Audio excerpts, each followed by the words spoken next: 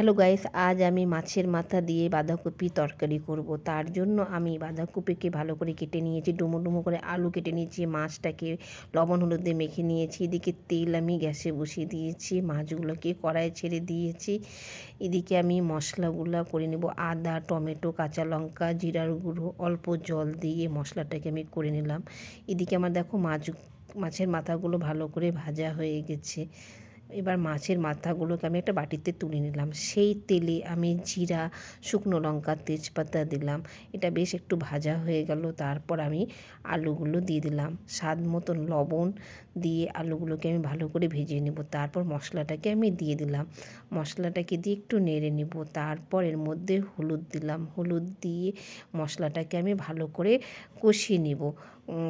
কষাতে কষাতে আমি দেখো একদিকে আমার তেল ছেড়ে দিয়েছে। এরপর এর মধ্যে আমি কাটা বাঁধাকপিগুলোকে দিয়ে দেবো। বাঁধাকপিগুলোকে দিয়ে ভালো করে এটাকে নেড়ে দেব। নেড়ে একটা থালা দিয়ে ঢেকে দেব। ঢাকা তুলে দেখো এই যে তরকারিটা আমার মজে গেছে। এবার মাছের মাথাগুলো আমি দিয়ে দেব। এই তরকারিতে একটুকু জল দেবো না। এদিকে আমি গরম মশলা বেটে নিয়েছি।